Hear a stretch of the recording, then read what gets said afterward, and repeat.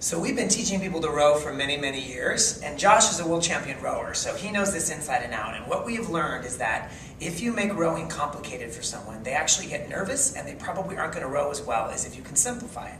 So we recommend you follow what we call the 3x3. It's 3 simple steps that will actually make it really easy for you to coach yourself to row better or to coach somebody else to row better. So Josh is going to take a couple of really good strokes. And if you don't know that much about rowing, you're looking at Josh and you're probably saying, that looks great, but I'm not really sure why it looks great. And I'm sure he's doing it right because he's a world champion rower, but I don't really know why he's doing it right. Well, the 3 things that are really important to remember with rowing is that to get it right, you need to get the order correct, then you need to get the power distribution correct, and then you need to get the timing or ratio correct. The order is really simple. Rowing is a linear progression. It's legs, core, arms, then arms, core, legs. Let me break it down.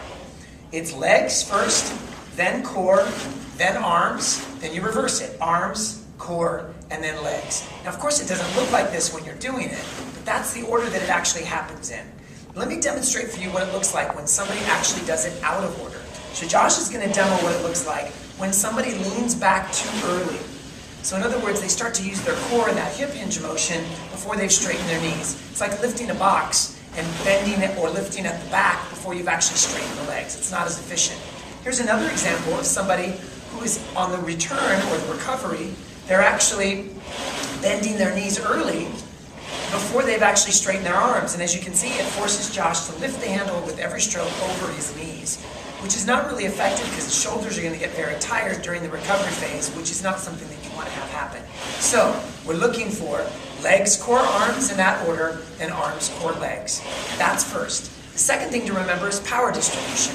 A lot of people know that rowing is a total body activity, but what they don't know is that 60% of the power comes from the legs, right there. 20% from the core, and 20% from the arms. That's what you want it to feel like, and that's what it should look like when someone's rowing. So let me show you an example of what it looks like when somebody's not distributing the power correctly.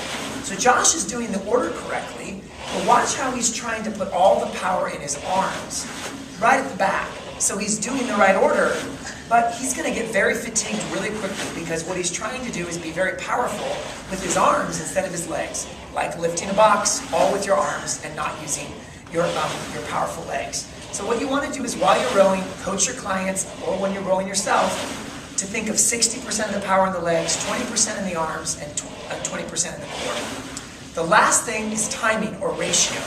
A lot of people get on the rower and they do a 1-1 ratio. It looks like this: 1 out and 1 in. From the catch out, they go 1 count, and then coming back in, they go 1 count. That's not actually how you want to row. What you want to row is a 1-2-3 ratio. It actually looks like this: 1, 2, 3. 1, 2, 3. We say power, patience, patience. Power, patience, patience. Just like in a real boat, you wouldn't pull a stroke and then immediately put the oar back in. On a rower, you want to make sure that you're powerful and you give yourself a little bit more time to recover so that every stroke you take actually is as powerful as it can be.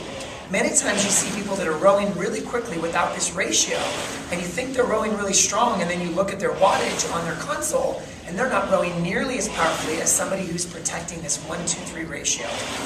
So that's really the basic 3x3. If you can really point out those 3 things to a client, you can get anyone up and rowing in probably 3 or 4 minutes, just like we did here. And once again, the 3 things to remember are the order: legs, core, arms, arms, core, legs.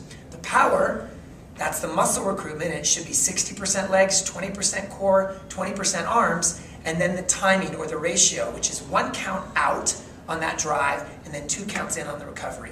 Those 3 tips will really help you get up and rowing and make it easier for your clients to do so in a really powerful and effective way. So this is Blahnik and Josh Crosby signing out with Indo Row. Thanks for joining us.